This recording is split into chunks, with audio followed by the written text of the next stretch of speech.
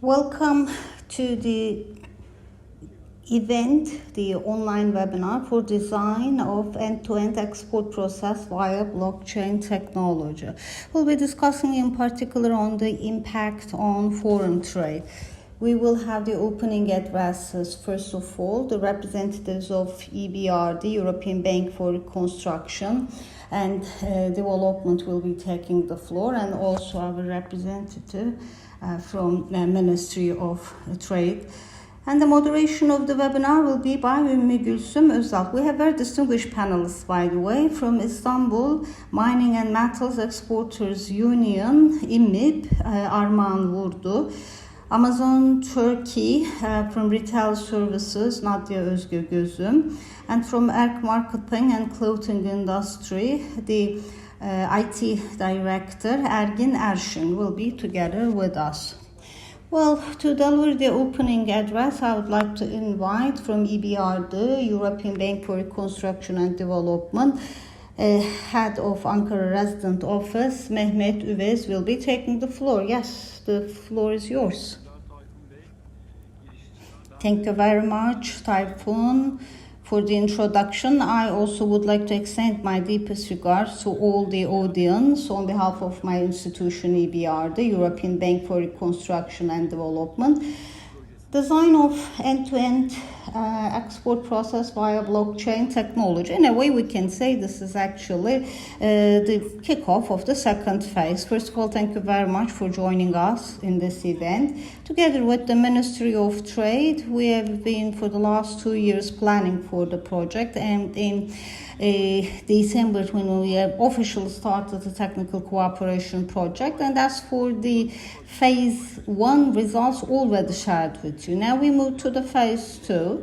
With regards to digitalization of export, again a leading project with different components together with our consulting company, and of course with all of you, the audience and the participants, we'll be sharing it. Of course it is a tradition, as you know, but very briefly I would like to touch upon EBRD, European Bank for Reconstruction and Development, and of course why we are supporting the project together with the Ministry of Treasury and Finance, why we have decided to provide support. In 1991, EBRD, especially via improvement and development of the private sector, established for the purpose of development. And it's actually an international finance and development institution in a wide geography. In August, by August 2022, 6,444 projects, and we provided 175 billion euros worth of financing, especially in our field of countries of operations. It's not only about the financing of investments, but competition, inclusiveness, resilience, integration, good governance are the other areas that we are mainly having so many political cooperations as well, and continue with our support. Just like the rest of the world in countries of operation, EBRD is aware of the fact that the pandemics affected so many parts of the industry, and so as to have a support strategy, we also have decided to revise our priorities, especially for digital transformation and in new generation technologies. The pandemics provided an impetus. Therefore, particular, these are one of the main axes of our bank as well. In 2021, we have adopted a digital approach. In all countries of operation, we continue to support digital transformation and digital technology.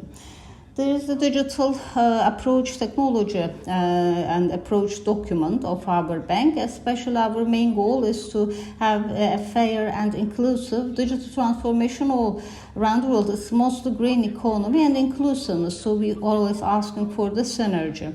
Within the framework of the political approaches that I'm talking about, especially in countries of operation, we make sure that there is enough infrastructure. We provide political and technical support, infrastructure investment, digital transformation of SMEs, and in particular supporting entrepreneurship are the areas that we'll be focusing on. From Turkey's perspective and EBRD, it's in 2009 that we have started, and for the last 13 years, 376 projects and 16.5 million euros of an investment that we made to Turkey, especially in terms of portfolio and the investment. Turkey is one of the largest countries that we are operating. Another specific thing about EBRD is that especially using the private sector for development. Therefore, I can say 93% of our investments are towards the private sector and with the banks and the other public agencies, and we have some efficient policy cooperation. Of course, as a development bank in Turkey, up to 2019 to 23, we have a plan, especially for bank and capital markets, green-based economy, know-how-based economy, economic inclusiveness. We continue with our investment and policy dialogues. Our global strategies, which are compatible with the priorities of Turkey, and both with the private sector and of course public stakeholders, we also pay attention for access to trade and the other value chains as well. This is also another focus of us. In December and in March 2022, we actually officially declared design of end-to-end export process via blockchain technology. This is the very first digital transformation technical cooperation that we have started as EBRD in Turkey. I'm not going to provide a lot of information about the project because the stakeholder, the ministry, at the same time our consultants, and at the same time the vast experience of the panel will be discussing it, I'm sure. But as for this technical cooperation project, both in terms of this technical component and several suggestions, especially for governance as well, it actually provides a wide perspective in foreign trade, and I'm sure that it's actually hope that all the stakeholders will continue in cooperation. I would like to thank to all the stakeholders who contributed to the project, mainly the Ministry of Trade and of course all agencies, institutions, private sector, all the personal consultants, all the audience who contributed, and lastly of course providing financing support together with us, the donor, Ministry of Treasury and Finance. Thank you very much. So hopefully we will continue to be in close cooperation with all of you and wish for the success of this webinar. Thank you. Thank you. Now, Ministry of Trade from e-commerce, digital marketing and behavioral public policies and new generation technologies department head will be taking the floor to deliver the opening address. Hasan Önal, please. Thank you very much, Tayfun. And I would like to extend my gratitude to all. Well, you have actually named the department, which is quite a long name, I would say. It's not mostly the new generation technologies, e-commerce that we are dealing with as a unit. Blockchain, artificial intelligence, metaverse, especially their impact or their use in foreign trade that we work on as the policy work. And our department is efficiently working on this topic. And with EBR, the European Bank for Reconstruction and Development, and with the Ministry of Treasury and Finance, with their support, especially for foreign trade, especially the export process, and their end-to-end design via blockchain technology. We just thought whether we can possibly test, and it was in March 8, 2022 that we started our journey. In phase 1, mostly customs declaration and land transport to the European Union. There was actually an e-bicycle, electrical bicycle. The exit up to Kapıkule customs border, and we checked its feasibility. It was in July 28, 2022 that we have shared that with the public, and we also had demo, especially for the interested parties. We had the chance to go through it. Now, We move to the second phase, and in the second phase, this time a cosmetics product. By way of e-commerce customs declaration that will be sent, how it is going to be performed. What I mean is that at phase one, it was actually a conventional export model that we tested. Now, in the second model, this time e-export channel, how this will be actually conveyed to the export. Of course, our main goal in here is by the end of these two phases, I mean, by December, I would say, after in foreign trade procedures, whether they're feasible for blockchain or not, we will be shaping the policies accordingly. First, how they will be actually used by the Ministry of Trade, and then at the Digital Transformation Office of the Presidential Office, whether it can be turned into a country policy or not. That's what we're looking for. Today, digital transformation and blockchain, and about its technical use and its impact on foreign trade will be discussed by the participants. And by the way, we have very distinguished participants, and from a very distinguished at the same time. Again, we have Secretary General who is now working at IMMIP, Arman, who worked previously with the ministry, and then Nadia from Amazon Turkey, and from Ergin will be joining us. I wish for the actual success of this meeting, and at the same time, I would like to thank to all the, again, institutions joining us, and of course for the audience. Thank you very much for being in here, and I wish for the success of this productive meeting. Thank you. Thank you very much, distinguished head of the department. So we have finished with the opening address. Before we move to the panel, I have a reminder for you. Over the social media, once we are making notifications, it's actually welcomed so well, and we receive so many questions, by the way. And we're addressing the questions to Gülsüm, the moderator of the panel, and she will be addressing the questions to the panelists, but let's not be limited to these questions only. During the panel or after the panel, you can always use the chat screen, and after the panel, again for Q&A, we will have 20 minutes, and for interaction as well. So after this information, I would like to give the floor to my colleague to moderate the panel. Atez Software, Ümmü Gülsüm Özal. The floor is yours. Thank you very much, Tayfun. I would like to say welcome to all our guests and the audience. So far, with regards to blockchain, we have organized several events and try to raise awareness on blockchain. Actually, this time we'll be speaking about for efficient use of blockchain. We'll be speaking about the lifestyle, the tool that will be in need of, that is the foreign trade and digitalization and digital transformation. We have very distinguished guests, but rather than introducing them by myself, I would like to give the floor to them so they will introduce themselves. Nadia will be the first to take the floor, but please first introduce yourself. Thank you very much.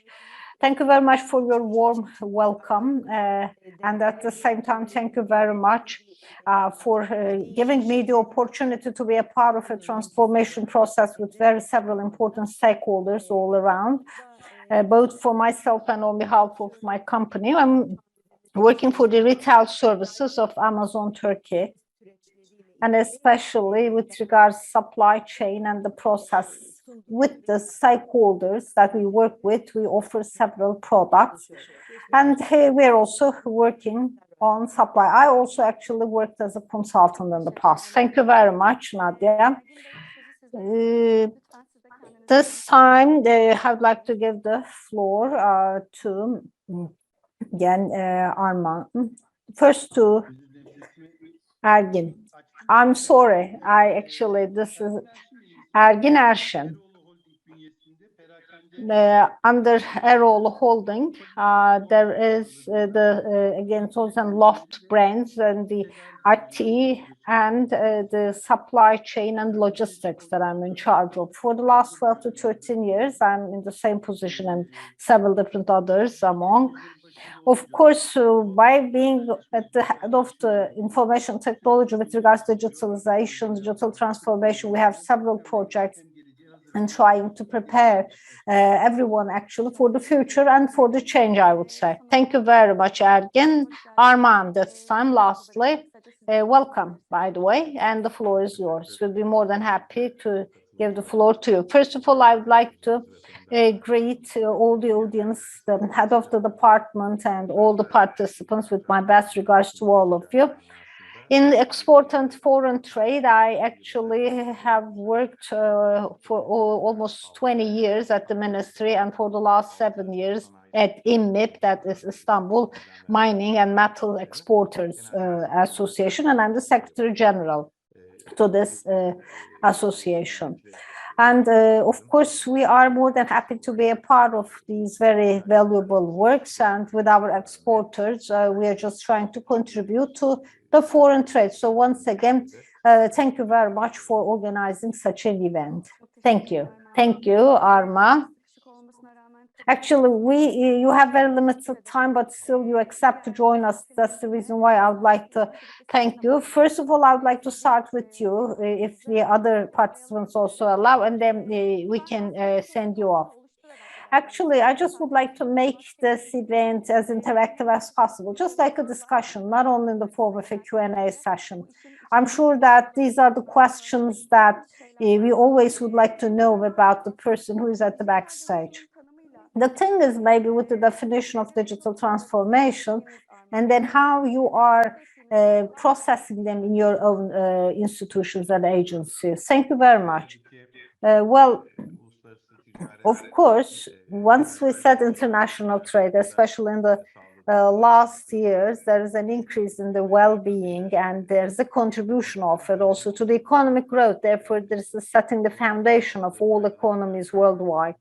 On the top of the benefits that it offers, also helps for developing the political and cultural relations in between different countries. Therefore, it is at the forefront, I would say, besides the other aspects of the economy. Of course, informatics and the communication, so many advancements in ICT recently, and concurrently, we actually have observed the effects of digital transformation everywhere. Eventually, it is considerably affecting the trade. 3D printers, IoT, the blockchain, all these types of technologies help a lot for the further improvement, especially during the pandemics and the business models. As you all know, we all understand how important digitalization is. And probably in the future, I think this is going to be one of the trends that will be also at the very top rank, digitalization. In the production processes, digitalization, automation is very dominant, but also in the field of e-commerce, we are expecting a huge leap forward. And from the very first component exclusively to the very last, technology is a part of the trade. And digital transformation helps us to save time and cost as well, as you all know very well. The cost of international trade, the cost of the product, let's put it aside, but logistics, cross-border payment, customs procedures, and there are several different aspects for the cost. With the improvement of the development of the digital technology for transportation and logistic costs, as you all know, it helps a lot to reduce in general the cost for international trade. Of course, digital transformation at the same time help the companies for setting new business models and for the competitive edge and competitiveness of different companies once they are a part of digital transformation. It reduces and shortens the supply chain. At the same time, offers several opportunities to the companies to have direct access to their customers, helps to reduce costs in production, especially for promotion of the products, for the delivery of the product. And of course, by facilitating trade and at the same time reducing the costs, I would say technology offers new services and new markets as well. In particular, I would say it helps a lot for, in particular, the SMEs, the small and medium-scale enterprises who actually have limited access. For example, UPS, robotic systems, automation, as I told you, IoT, especially contributed a lot to development of international trade. These are the top that we can list. And at the same time, as you all know, it helps for having access to customers all around the world. And digitalization at the same time offers diversity in export, therefore for innovation and competitiveness, so important, and also encouraging innovation as well. It helps to enhance productivity and helps for the timely and high quality delivery of the products to the customers. And therefore, with thanks to these data, blockchain helps for having more access to the data. Therefore, it also helps the companies to develop new products and services. This is how actually I can summarize. Thank you very much. These are actually, I would say, are the deliverables that we wish to have at the end of the projects that we make, and hopefully at the end of phase 2 we also will have such good deliverables for our stakeholders. You mentioned about speed actually, and therefore I would like to ask my second question to you. Of course, getting all these benefits is not an easy task. There is the need to spend some effort for this, and of course on the way to this there are several obstacles that we have. And therefore, what are the challenges that you have faced, both inside your agency, your institution, and the other stakeholders, and so on? And what do you think you may offer so as to overcome these obstacles? As you would appreciate, of course, with all these potential advantages and the current advantages that we're speaking about, but as you would appreciate, this is the case, there is the ease for each challenge and the challenge at each ease. With the widespread use of the new technology, of course, bring along the new challenges. First of all, there is actually a change in the habits of the use of the tools. Once the new technology is introduced, it is actually hope to be welcomed by everyone, but the stakeholders, the main players, the main users should accept to embrace the new technology, and there is the need to make new investments. You actually have the burden of the new cost on the top of those additional costs. And of course, technology is changing so rapidly, but the legislation, the regulatory framework may not change at the same pace. And of course, it is actually quite difficult to make a concurrent approach, both at the regulatory side and the developments. And the other issue with digital transformation is, of course, the digital divergence, the digital divide. As you all know, there are differences in different countries about the use of the technology at the same level, lack of infrastructure and lack of technical know-how. Therefore, not each and every country have the capability to use the technology at the same level. Therefore, this technology divide must be overcome, and therefore there is a divide between those who can well use these opportunities as countries and those who do not. Of course, it is also reflected on the competitive edge as well as a disadvantage for some of the countries. Plus, I would say with digitalization, especially, of course, the trade will undergo a transformation in the upcoming future, but about the safeguard of personal data, security breaches in these types of areas, again, so as to minimize the negative impact, there is the need to take some action. I mean, at one side, of course, we are just maximizing and optimizing the use of digital technology, but on the other hand, at the same time, we have to identify the potential problems that may occur as a result of digital transformation and take action accordingly. The other thing is, of course, the skill gap. I mean, on the path to digital transformation, eventually at the workplaces, there is actually a change in the basic skills that will be required at the workplaces. And of course, the employees also will be required to acquire new skills and capabilities. Therefore, at one side, we are making use of the digital transformation, but on the other side, we actually have some challenges. So we have to be prepared, I guess, for this. Thank you very much, Arman. In particular, the topics that you mentioned, preparedness, protection of personal data, these are so sensitive issues. Therefore, especially digital literacy should be improved on the personal level, but as a culture, it should be deployed all around the corporate. I mean, it's not about possessing the technology. At the same time, we have to acquire the skills and the talents required for this. Let's go on a bit more specific. As I've said at the outset, for the use of the blockchain technology, digital transformation is a must, and we've already discussed what it may potentially change in our daily lives. But how about foreign trade? Do you think there will be some implications on it? As a matter of fact, the use of blockchain applications in international trade is intensively looked in, and I'm sure that it's going to be a pioneer. I mean, the international trade field, according to the surveys, since there is a huge interest about the use of loop chain in international trade. Financing of the international trade, customs clearances, will be the main domains where blockchain technology can be quite advantageous.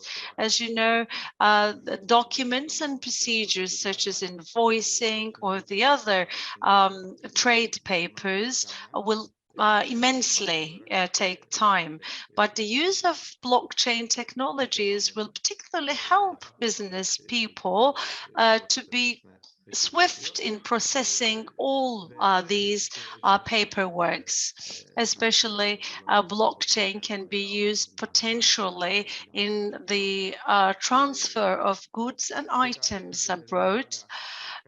And currently, paperwork is still being used in supply processes, and in this respect, it takes rather some time still to complete these transactions. Also, tracking systems can be more effectively employed by the use of blockchain technologies, in my opinion.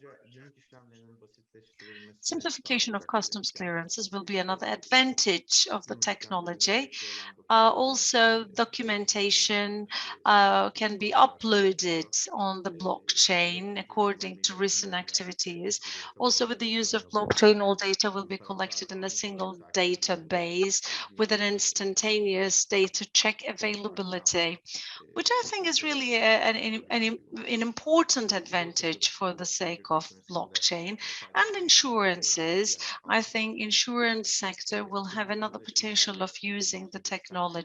Smart contracts will be automatically run with the help of blockchain technologies, thereby reducing costs. I think is another potential advantage of the system. And also intelligence property rights can be another field where we can be more comfortable in enjoying our rights. So in summary, it will provide a cost advantage to all parties, facilitating trade, improving productivity. Also, export processes can be made quicker and safer. Also, with the reduction of paperwork, I think there will be another cost reduction opportunity. So when the system becomes widespread, I believe that there will be implications on the social and economic aspects as well. Sustainability, the term that we've been using so much today, probably will benefit from the technology because there will be more sustainable implementation that will be more inclusive, I think, in all the domains of trade. Thank you. Well, you've referred to some of the things that we have already discussed at the end of the closing meeting on July the 28th. So hearing all of these aspects from you has confirmed our priorities.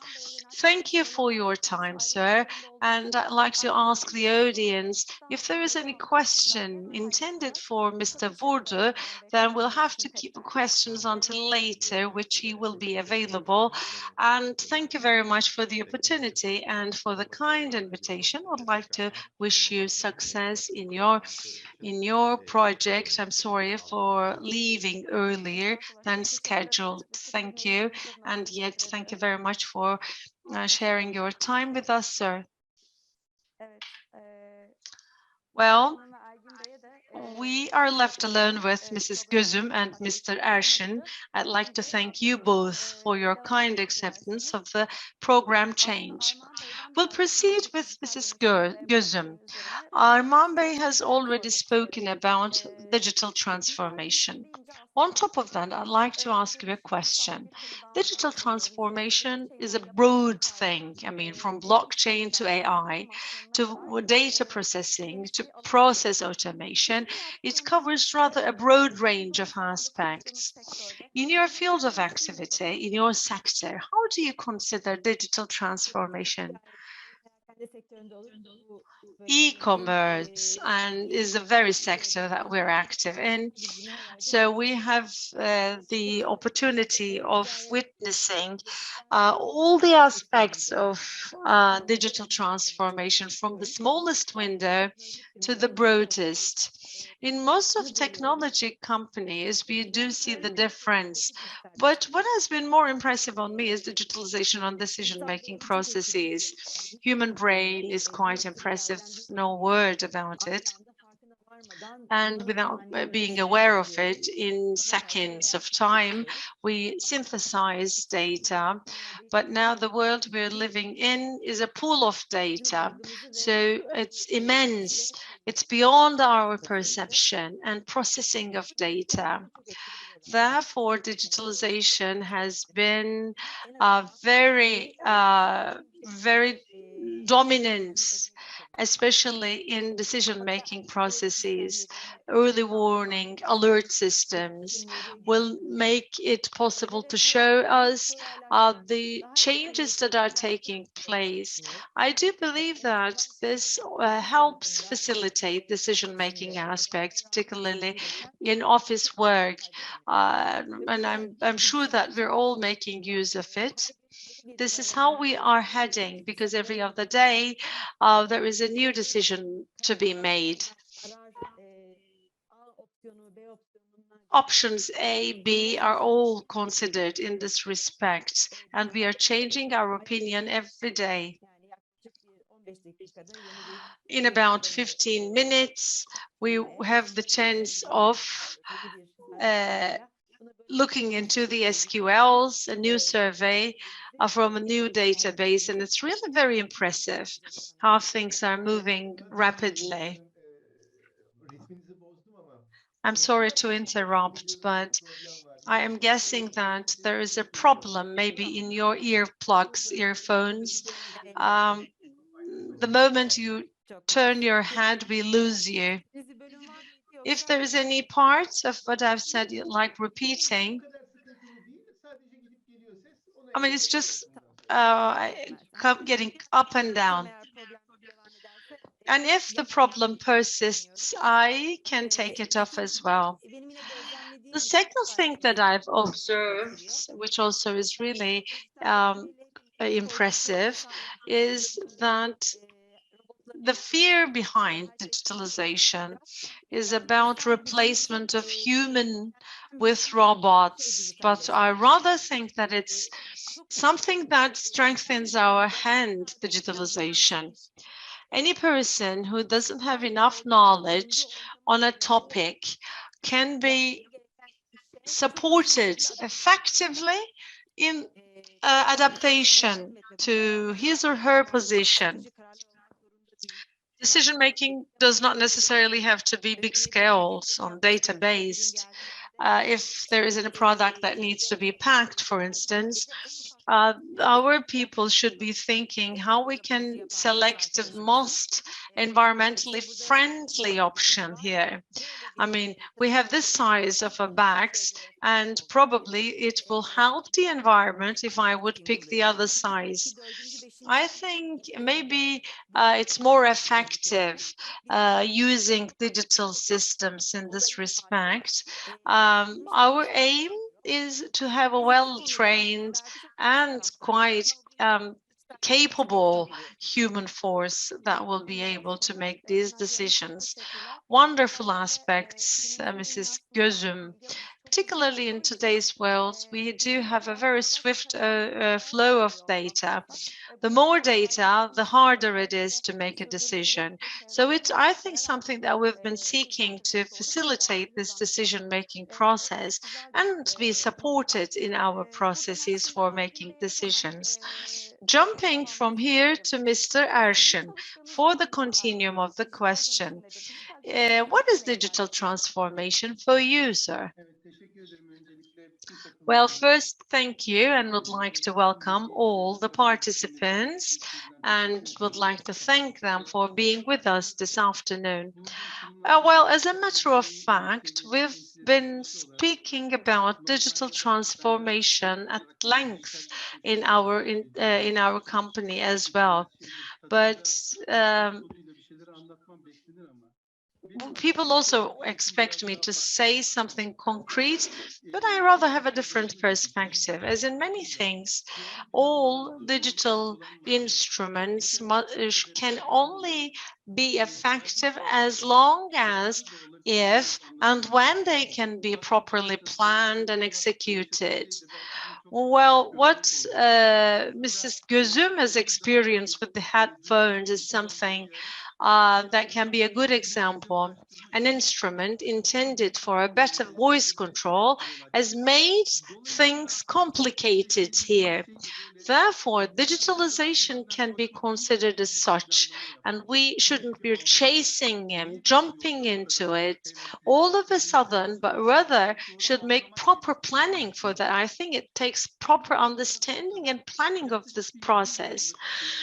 Well, as a matter of fact, for about a century of the journey of companies, I think it was Henry Ford that had gone through the biggest challenge. And it was a black car they made. And people asked, shall we be free to pick any color? And he said, as long as you choose black, yes, indeed. And we've taken quite a long distance. Actually, we have moved a long way from the single color of Henry Ford, and we are not maybe doomed to make single choices, but rather the consumers are now try to be understood and appreciated by companies, how they will be positioned, how they will be appreciated, what their taste would be. So this is the essential question. People at my age, around 50s, would know that in the 90s and early 2000s, total quality has been forced, on our dish. Our total quality trainings were quite intense, and then we discovered the magic word process. So we got to understand that we were managing our business with processes, and processes should not stay as they were first made. These were things that needed continuous improvement so that we will have more motivation, more likability at all levels. And in the 90s, there was a book that I liked very much, Change Engineering, Business Process Re-Engineering, which emphasized the term the change engineering, how different it was from total quality. I intentionally give this example because digitalization and digital transformation are two different concepts, and this is what I try to do not only for myself but for my colleagues as well.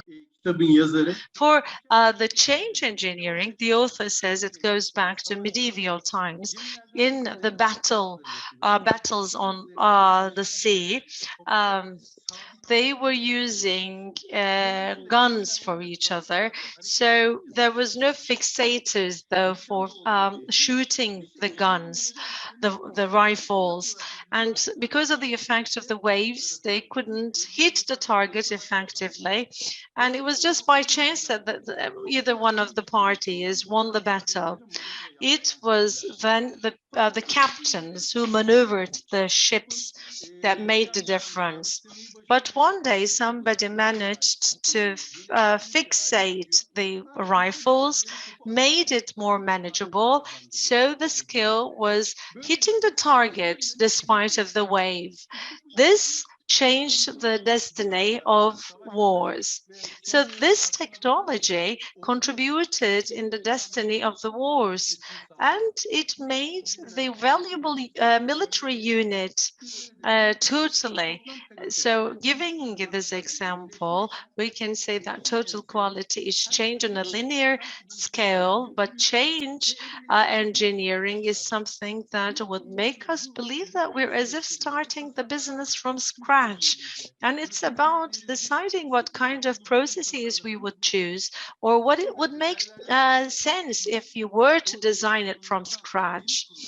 In major organizations, newly established small-scale enterprises are more agile because, they can redesign themselves according to the needs of the day. The concepts of agility, for instance, were used as such before or without institutionalization. Well, after that, digitalization has gone into a swifter process. We started improving our processes by the help of digitalization. But before digitalization, we were like 10 people in the department. We have the software now, and it's 15 people. We are in the same department. How come? Actually, with the philosophy of the change engineering, you have the opportunity of employing more because you can have the struggle of transforming everything on a digital platform. Yet we are speaking about infinite number of instruments: AI, autonomous vehicles, blockchain technology, Internet of Things, cloud systems, microservice, software architecture, so on and so forth, are all available to us to design or maybe redesign life, because we may create very dramatic results, or we can touch our stakeholders and we have the chance of working with them quite closely, totally named as digital transformation.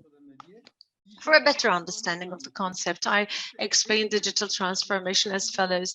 When we were younger, we used to go home, ask our moms, what is for dinner tonight? And it was so whatever the mom chooses to make for the father, for the, for the kids as well. But now there is this application we find online, and we have the chance of ordering pizza for someone, ordering mantı, the Turkish ravioli, for someone else.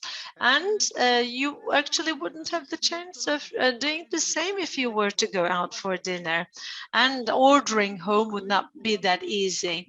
Somebody used technology so well that every member of the family can consume different menu for dinner.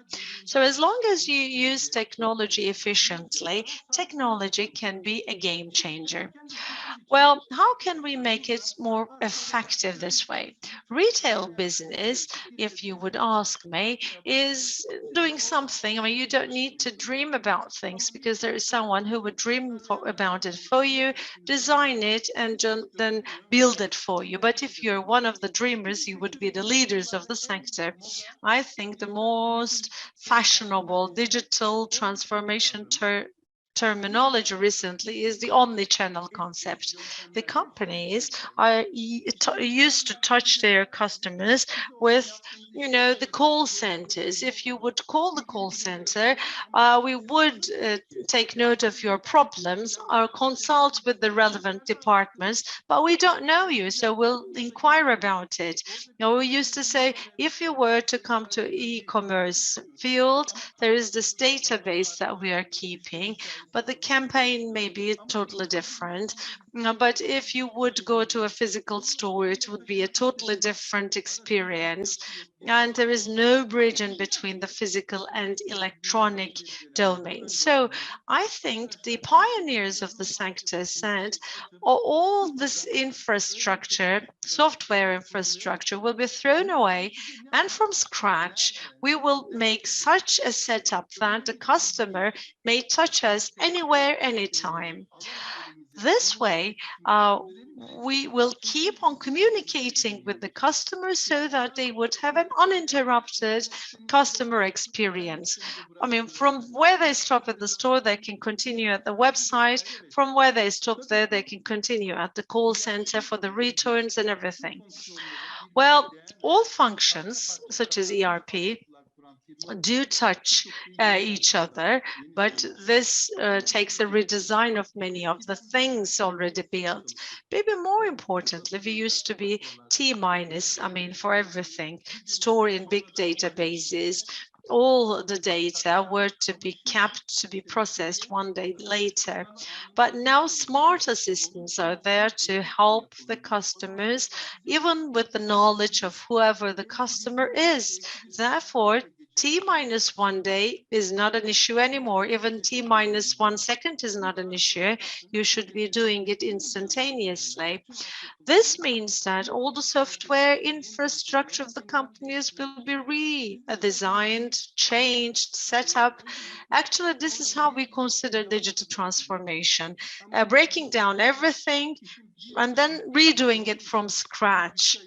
I think it's another matter to allocate budgets for this so that we can run activities to make them possible. It's another burden because, your companies are scalable to the limit of their investment in digital technologies, but there is still a long way to go here because, as a matter of fact, we are discussing things on blockchain today, but as such, many of the disruptive technologies are to be considered because this life would bring along quite a brand new way of working, which I think is the bright side of it. For those who can accomplish it, there will be major opportunities. Therefore, this is how I understand digital transformation. As long as I can, as much as I can, I'm trying to put it into reality. Thank you very much for the great examples that you provide to us. Actually, you have in a way explained what we're doing by way of process analysis. What we're doing is at the first phase, we examine it, and with the blockchain, we restructure everything. From scratch, what would happen if we have the blockchain in process? And it's actually by 40% of a reduction in the steps that are taken. Therefore, it's actually, if we, for example, only focus on a project that is just adopting blockchain, it will be maybe 10%, but trade, automation, contribution to sustainability, and reducing by half the processes in the steps, it's actually very beneficial. Once digital transformation is played well, it's good. Of course, during your talk at the same time, you mentioned about the boss, the king, in other words, the customer. So I have a question for Nadia from this point onwards. The process that starts with the pandemics, especially at the point of touching the end user, digital transformation is used a lot, especially the digital tools, especially considering the pandemic this era, how actually you experience the digitalization. First, let's make a sound check. Now, perfect. Okay, great. Thank you. Well, when I was at the supply chain, with regards to end user, as you mentioned, the king, the customer, I am actually a couple of steps behind. But what we're doing in everything that we're doing is to offer the best to the customer and the way to best satisfy the customer. As a customer, let me tell you what I experienced, how my habits have changed. I think Ergin put it so well, stated that because actually four people can eat different things at the same dinner table, around the same dinner table. It's a change in habits. Especially, it's just like I would say, especially is these types of change, wars, floods, pandemics. Also good things happen. These are some of the shocks that you take, like non-stop shocks that you get. Maybe it just takes us to the next S-curve. A lot actually has changed during the pandemic. For example, I, as a customer, of course, in e-retail, I've also used it a lot. I was not a person who used it in the past, but now for any product in hand, having a couple of options on the screen and understanding the experiences and the scores given by the other users to that product, actually turned me into a consumer that checks everything in detail, the products. I am just better examining the products. For example, I know that if I'm not satisfied with the product, I can use the social media, and with all my frank and honesty, I can actually tell about the experience of my product. For example, I myself using e-trade a lot, and I'm making the best use of my options. I'm not only speaking about Amazon only. There's I, for example, use so many different engines that compare the prices and the products. It's all changing habits. Of course, this affects the entire trade. It's not only something to do with the e-trade platforms. Even for the trend, the conventional ways of doing trade, it also forces them to change their habits and increase their quality. So I'm very happy as a customer. Yes, thank you. You're right. Digital transformation is not something that is important for the corporates, but it also changes the habits of the corporates and individuals as well. I, for myself, for example, as a person who touches the products and purchases the products, but I changed it with the pandemics. My sister, for example, always said, there is actually a totally brand new world outside and you're missing it. But thanks to the pandemics, actually, I learned it because my sister was using e-trade a lot. Pandemics forces us to make it faster and earlier. And thanks to the transparency at the same time, as interactive users, we can possibly support each other from the perspective of a single product. Now, again, for Nadia, another thing I would like to mention, it's okay, digital transformation and so on, we mentioned about it is blockchain, as you all know, that's the agenda. For blockchain technology, or for all new technologies, I would say, what is the perspective of the companies? I mean, or what should be the sense of the corporates? Because it is actually a process of change, transformation, in terms of investing or not in the new technologies. What would you say? Again, personal view. And then, of course, I really wonder a lot about Mr. Erşin's, again, views. There are too many different ways to go. Each company has its own, again, capabilities, its own way, and there's a network on this. For example, some of the companies are leaders, are the at the forefront, forerunners. For example, saying that, for example, Ates said, you said that I'll be the leader, I'll be the forerunner. Some of the companies saying that I'm not just going to be the one to first take the step, I will be a follower, close follower, far follower, a follower. There is no one single correct thing to do. It all depends your company culture, about your willingness to take action. Each and every company is acting on its own, if you're asking me, depending on its strategy, looking at how successful the others are, what is our DNA as a corporate. So I think that's the way that you have to approach to the new technology. There's no one single correct, but there is that thing. By the way, my father actually was a senior a manager in an IT company, and I asked him about blockchain, what it is, and he did not understand that thing about blockchain, but thanks to Atez that I found out what blockchain is. That if a technology, especially if there is a supervision of, for example, a ministry, or if there are companies involved that are the forerunners of technology in a country, then it's a technology to be successful.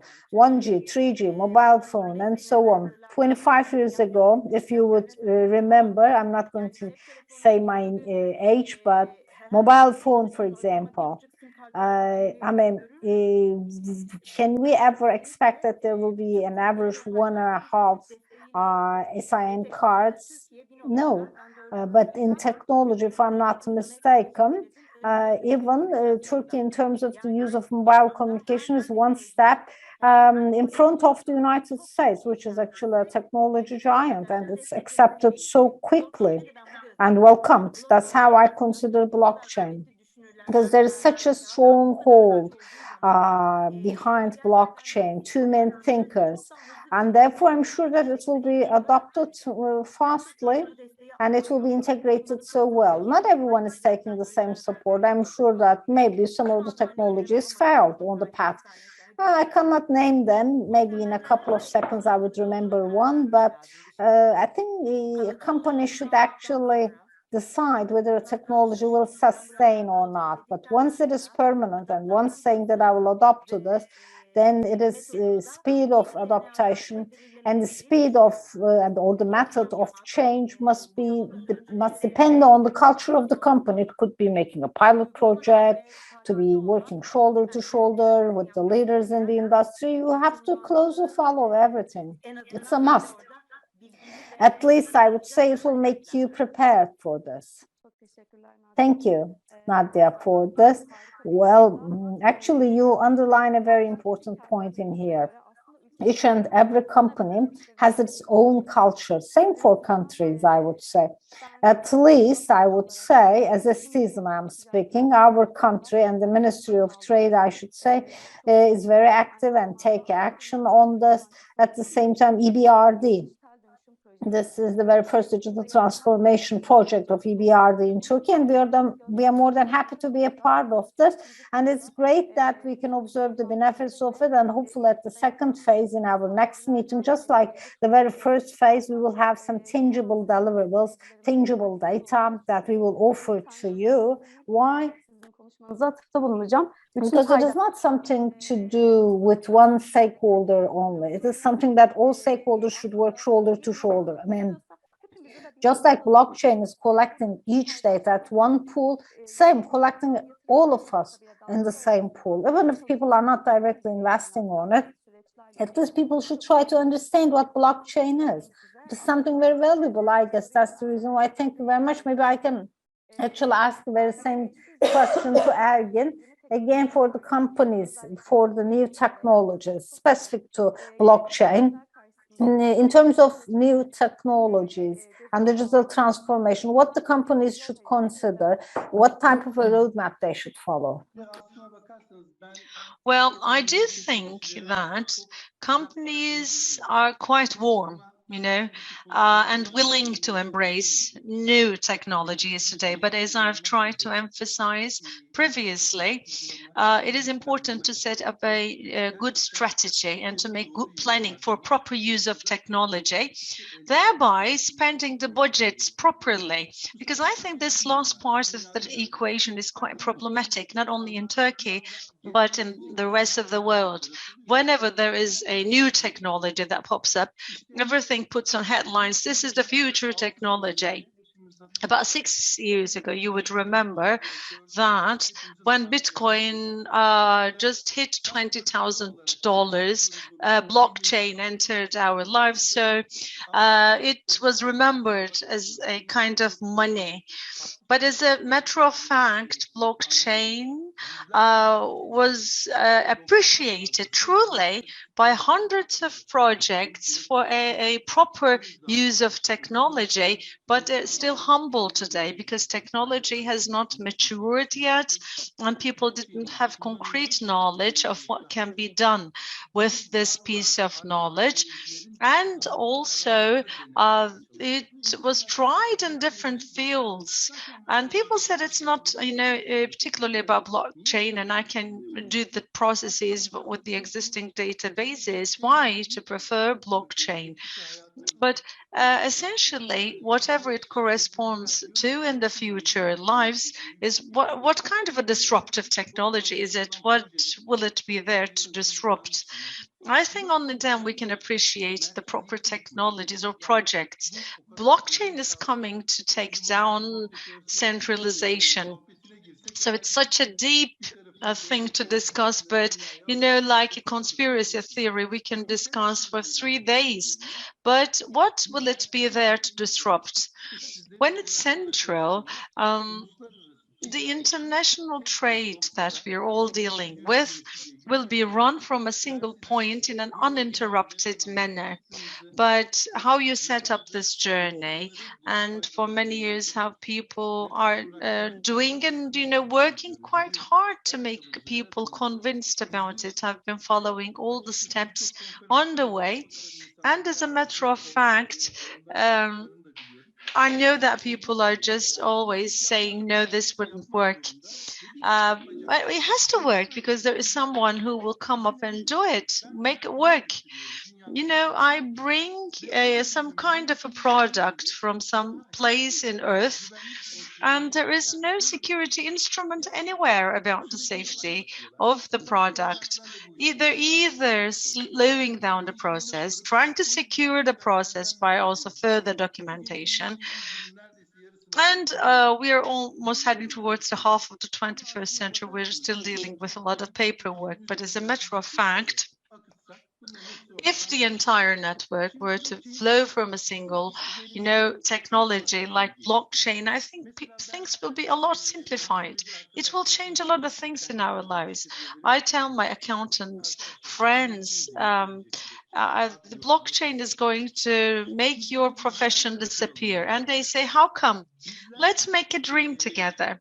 We are preparing the fiscal reports of our companies like 1 week or 1 month late after the end of the month, and they will get the results of the previous month in 10-15 days, and we say it's quite rapid.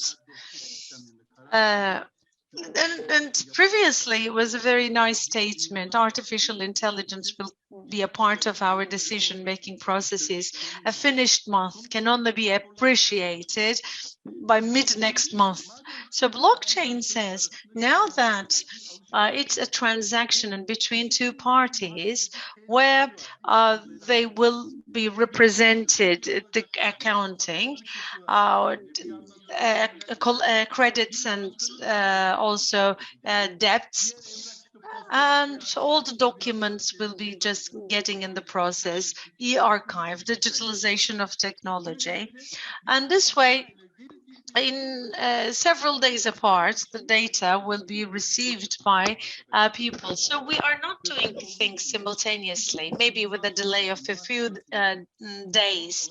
Therefore, in collectibles and credits, there are just different balances, and sometimes the balance will not be set off. We try to make the correction according to paperwork. But what if there would be a smart contract through the payment system on blockchain, where the digital records can be created on both sides simultaneously? Will you be getting your fiscal report mid-next month, or will it be available to you instantaneously?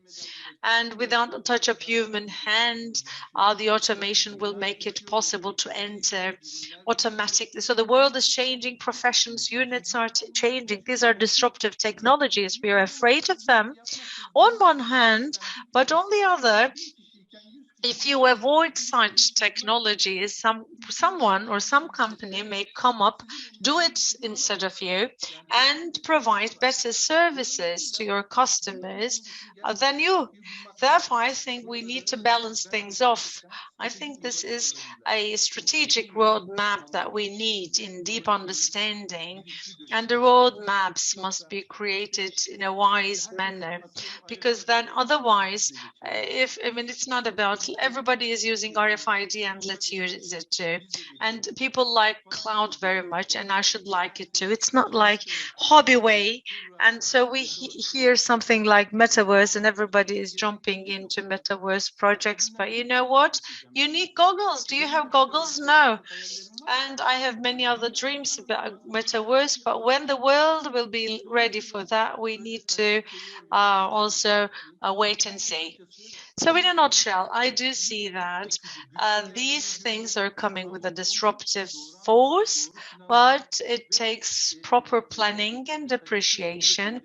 Especially the government has a very important role to play there, because if it's the blockchain technology we're speaking about, legislative framework is required to be quite sound.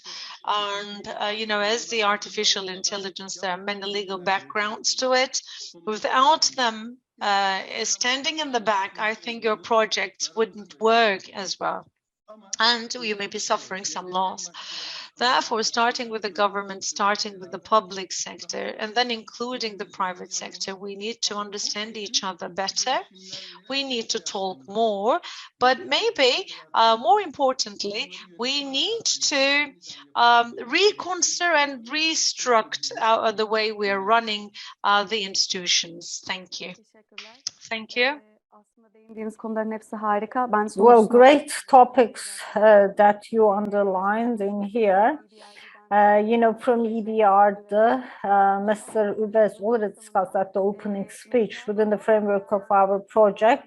Legislation is a part that is being examined. One of the four main components of the project is what should actually change in legislation and regulations once the deliveries of the project is implemented, especially what we should change, and so it's a part of our job. And of course, just to complete what you mentioned, if you allow me, this is also about the proper use of technology in a way, I would say. I mean, if the public agencies are a stakeholder of us, then it means that if there's need for a change in regulation, then you also have to proceed accordingly. So we will have a chance to optimize. Before the questions, for closing, any last words to mention before the Q&A session? Any last words that you would like to say? Thank you very much, actually, for your invitation. And especially Ergin and Arman at the same time. You gave me 3 new ideas and I noted them down. So important to have such an interaction during such webinars. And as you mentioned, I think especially also from the perspective of human resources, we are so open, and also as a separate, we are so open to new technology. So we are lucky. Ergin, you also mentioned, you said, actually, I would say Özge, not Nadia, that I would like to use your name as addressed to you. To Özge, to Arman, Tayfun, everyone, thank you very much for your attendance, and in particular Ates, I would like to thank really Gülsüm. The blockchain technology in Turkey, but properly understanding the blockchain. You actually have mobilized all institutions, by the way, not only in Turkey, also in Europe, I should say. It's a great work. It's a huge effort. Really, I know. And somehow, I don't know where it will end up with, but you are raising great awareness. This is what I know. And hopefully, eventually it will work, because for foreign trade, hope we will be one of the first countries in the world to have blockchain in foreign trade, and with the contribution of our government, of course. Thank you. Thank you for for your kind words. Well, this is all we hope for. We want our country to be a frontier on this topic, and our deliverables are showing it. And hopefully, with the closure of this project, we will actually have the chance to move towards a brighter future for the foreign trade of the country. So let me check the questions now. I have two questions, Gülsüm. Directly, of course, you can also check the screen, but first of all, thank you very much for this great panel, to you and to all the panelists. Now, blockchain technology is how is the technology that helps the most safe and secure functioning of a data set or database. There's also the quantum technology, quantum computers. In a world where there are quantum computers, in terms of the security of blockchain, to what extent we could be sure about the security of blockchain once we have the quantum computers? Well, let me say a couple of words about this. It's an area, field that I'm also working on. It's actually changing all encryption methods. For example, for our emails, we apply different security measures. Only we can have access to our email account, like we put passcodes and so on. And maybe we just put aside blockchain. So we use a password, a passcode for our email accounts. But quantum computers can actually encrypt faster. Therefore, all these safe and secure methods are no more secure. We are speaking about an encryption method. It doesn't have to be a specific method. In this way, we believe that this can never be hacked. Why we're saying it? Because looking at the normal computers, it's something that you can do in 6 million years with the capacity of the normal computers. But it's not possible for any system, any server to live beyond 6 million years. So we believe that nothing would be hacked. But the quantum computers once changed it. I mean, the 6 million years of the calculation once reduced down to a year, 6 months, 1 second, of course, our lives will change entirely. So the safe harbor will no more be safe. If you would remember, for example, this is the poison and the antidote, same. For example, once someone made an attack, simultaneously there is a security for this, defense, counter defense. For example, with regards to policies, once politics, once there are some changes, for example, so the agencies, for example, can hack. For example, once there is a mutual, for example, disagreement, country X, for example, they hacked the database of the Ministry of Health of one country, and it was made public and so on. But there's always the antidote that comes beside it. With the quantum computers, once this hacked, the encryption methods and so on, people are also working for the security of the data of blockchain. Of course, our understanding of security will also change maybe, but I think this is what we can, I hope it's been useful answer, a great answer, thank you. It's just like the mercury and the air pressure. So both sides will be affected. So they will actually catch up with each other. That's what we can say. A question which does not come actually from the effect of Web3, Ethereum 2.0 on Web3. You know, Ethereum 2.0 in September went live. I did not have the chance to examine it in detail. So I don't want to make any speculation on the effect of Web3, because once it is technology, you have to make a good examination of the topic. Maybe in the next event, I don't know if the audience also joined us once again, I actually will have a chance to answer the question. Another question. You know, the oil of this era is data, and it's mostly kept in cloud. Once the data is so valuable and stored at the cloud, for the security of the data, is it possible to make use of this technology of blockchain? For example, Amazon is actually collecting a giant data. It's not only Amazon, of course. As you all know, anyone offering global services, they all keep data, store data somehow. And of course, security of this data is very important considering the recent developments is always on the agenda. Do you think blockchain technology would help for the security of this data stored? Actually, in reference to what Ergin said, I will answer this question. Each and every tool has its own way of use at the cloud.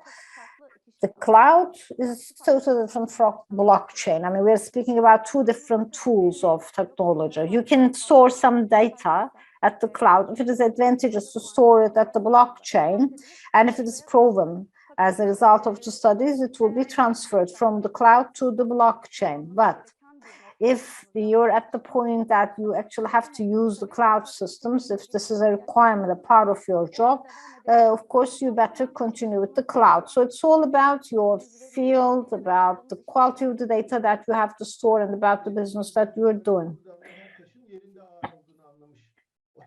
And that's the reason why I also understand it as a person who's not actually using technology a lot. You know, there are no further questions I would like to say, but because everything has been so clear. Of course, opening up the path of the companies that you work for, and at the same time having the road map on the way there. I would say Arman Ubuldu, the Secretary General of the association. We heard about the blockchain technology, digitalization, and the effect on export from a global giant. This time, the director of supply chain, which actually affects the end user. Also about the experience there, we heard Nadia Özge Gözüm. You shared your experience with us, and of course, exporting maybe to the entire world, I would say, the leader in its own field from such a company, how a local company would approach and will actually prioritize, and what the priorities should be for the companies that you discussed. You also shared your objectives, your capabilities, and how everything must be assessed collectively, Ergin Erşin. And as I understand from having a few questions, it covers all. So we finished earlier, 8 minutes earlier. So thank you very much to all the panelists, and at the same time to everyone, and to EBRD, to Ministry of Trade, and of course to the rest of the audience. Thank you very much. So that's the end of the event for today. Thank you all. We also would like to thank you. Thanks and best regards all.